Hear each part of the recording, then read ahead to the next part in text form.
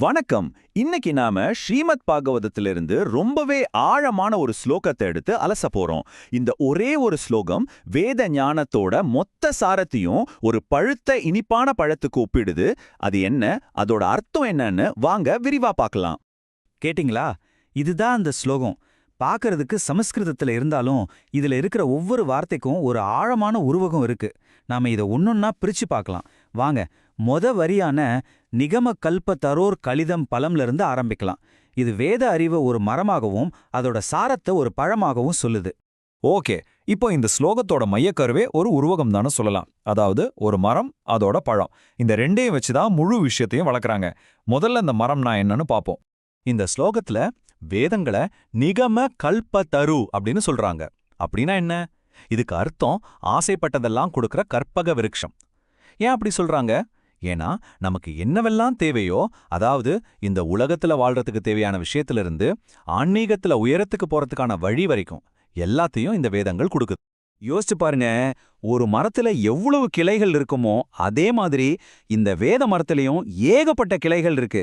சமூகம், அரசியல், மருத்துவன்னு நம்ம வாழ்க்கைக்கு தேவையான அத்தனையும் ஒரு பக்கம், இன்னொரு பக்கம் ஆன்மீக விடுதலைக்கு என்ன செய்யணும்னு வழிகாட்டுதும் இதே மரம்தான். சரி, மரம் எவ்வளோ பெரிய விஷயமா இருந்தா அதோட பழம் எப்படி இருக்கும்? அந்த நிகம கல்ப தருவோட பழுத்த பழம், அதாவது கலித்தம் பழம்னு சொல்றாங்களே, அது என்ன?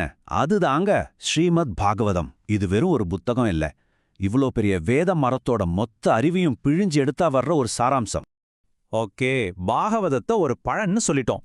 அப்போ அதோட ஜூஸ் எப்படி இருக்கும்? அந்த பழத்திலிருந்து வர்ற அமிர்தசாறு, அந்த ரசம்னா என்ன? வாங்க அடுத்த கட்டத்துக்கு போலாம். ஸ்லோகத்துல அமிர்த திரவ சம்யுதம்னு ஒரு வார்த்தை வருது. அதாவது அமிர்தம் மாதிரி ஒரு திரவ சாறு. இந்த சாருக்கு பேரு தான் ரசம். ரசம்னா நம்ம நினைக்கிற மாதிரி வெறும் டேஸ்ட் மட்டும் இல்ல, இது ஒரு ஆன்மீக சுவை. இன்னும் சொல்லப்போனா நம்மளோட அன்பு, உறவுகள், ஏன் நம்ம வாழ்க்கையில நம்ம அனுபவிக்கிற எல்லா உணர்ச்சிகளுக்கும் இதுதான் அடிப்படை. பொதுவா 12 வகையான ரசங்கள் இருக்குன்னு சொல்வாங்க. இதுல தாஸ்யம், சக்கியம், அதாவது சேவை மனப்பான்மை, நட்பு, இதெல்லாம் அன்போட நேரடி வெளிப்பாடு. ஆனா ஒரு இன்ட்ரெஸ்டிங்கான விஷயம் என்னன்னா, கோபம், பயம் மாதிரியான உணர்ச்சிகள் கூட அன்போட மறைமுக வெளிப்பாடுதான்னு சொல்லப்படுது. எப்படின்னு கேக்குறீங்களா? சிம்பிள். நம்ம ரொம்ப நேசிக்கிற ஒருத்தருக்கு ஏதாவது ஆபத்து வரும்போது தானே நமக்கு கோபமோ பயமோ வருது. பாத்தீங்களா? எல்லாத்துக்கும் அடிப்படை அன்புதான். இங்க தான் நம்ம ஒரு முக்கியமான விஷயத்தை புரிஞ்சுக்கணும். இந்த உலகத்துல நம்ம அனுபவிக்கிற இந்த ரசங்கள் எல்லாம் உண்மையான ஆன்மீக ரசத்தோட ஒரு சின்ன பிரதிபலிப்பு, ஒரு நிழல் மாதிரிதான்னு சொல்லப்படுது. அந்த ஒரிஜினல், அந்த நித்தியமான ரசம் எங்க இருக்குன்னா, அது ஆன்மீக உலகத்துல இறைவனோடு இருக்கிற உறவுல மட்டும்தான் முழுமையா அனுபவிக்க முடியும். இப்போ கதை இன்னும் சுவாரஸ்யமா ஆகப் போகுது. இந்த பழம் எப்படி நம்ம கைக்கு வந்து சேருதுங்கிற விஷயமே அதோட சுவைய இன்னும் பல மடங்கு அதிகரிக்குதான். அது எப்படின்னு இந்த ஸ்லோகம் ரொம்ப அழகா சொல்லுது. இந்த ஸ்லோகத்துல சுக முகாத் அப்படின்னு ஒரு வார்த்தை வருது. அதாவது இந்த ஞான பழத்தை நமக்கு கொடுத்தது ஸ்ரீ சுகதேவ கோஸ்வாமிங்கிற ஒரு பெரிய மகான். சரி, அவர் கொடுத்தா அதுல என்ன ஸ்பெஷல்? ஏன் அதோட சுவை கூடுது? அதுக்கு தான் இந்த அற்புதமான உவமை. சுகதேவ கோஸ்வாமிய ஒரு கிளியோட ஒப்பிடுறாங்க. ஏன்னா சமஸ்கிருதத்துல சுக அப்படின்னா கிளின்னு அர்த்தம். ஒரு கிளி கொத்துன பழம் ரொம்ப ருசியா இருக்குன்னு சொல்லுவாங்க இல்லையா? அதே மாதிரி சுகதேவர் சொல்ல கேட்கும்போது இந்த பாகவத ஞானம் இன்னும் இனிமையா, இன்னும் சுவையா மாறுது. கிளி உவமைக்கு இன்னொரு காரணமும் இருக்கு. கிளி கேட்டதை அப்படியே சொல்லுங்கிறதுக்காக மட்டும் இல்ல. சுகதேவர் இந்த ரொம்ப ஆழமான ஆன்மீக விஷயங்களை கூட பாமர மக்கள்ல இருந்து பெரிய பண்டிதர்கள் வரைக்கும் எல்லாருக்கும் புரியுற மாதிரி, அவங்க மனசை கவர்ற மாதிரி சொன்னாராம். அதுதான் அவரோட ஸ்பெஷாலிட்டி. சரி, இப்போ கடைசி பகுதிக்கு வந்துட்டோம். இது ரொம்ப ரொம்ப முக்கியம். இந்த அமிர்தத்தை சுவைக்கணும், அதோட உண்மையான டேஸ்ட் அனுபவிக்கணும்னா அதுக்கு ஒரு முறை இருக்கு. அது என்னன்னு பாப்போம். முக்கியமான விஷயம் என்னன்னா, இந்த ஞானப்பழம் ஏதோ மரத்துல இருந்து பாட்டுக்கு கீழே விழுந்துடல. இது ரொம்ப கவனமா ஒரு குருக்கிட்ட இருந்து அடுத்த சீடருக்கு, அப்புறம் அவரோட சீடருக்குன்னு ஒரு சங்கிலி தொடர் மாதிரி கொஞ்சம் கூட மாறாம அப்படியே கடத்தப்பட்டு வந்திருக்கு. இந்த தூய்மை தான் இதோட பெரிய பலம்.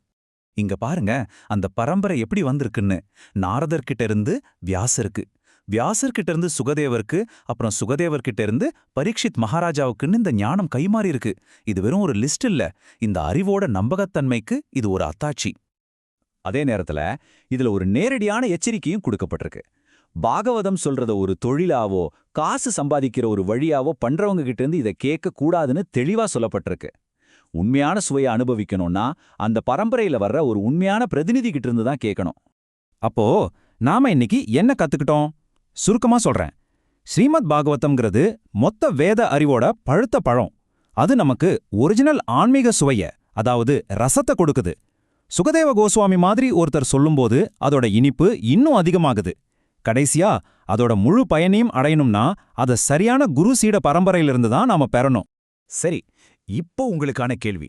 இந்த உலகத்துல நாம சுவைக்கிற தற்காலிகமான சந்தோஷங்களை தாண்டி அந்த உண்மையான, நித்தியமான, அசல் ஆன்மீக ரசத்தை சுவைக்க நீங்க தயாரா? இத பத்தி கொஞ்சம் யோசிச்சு பாருங்க.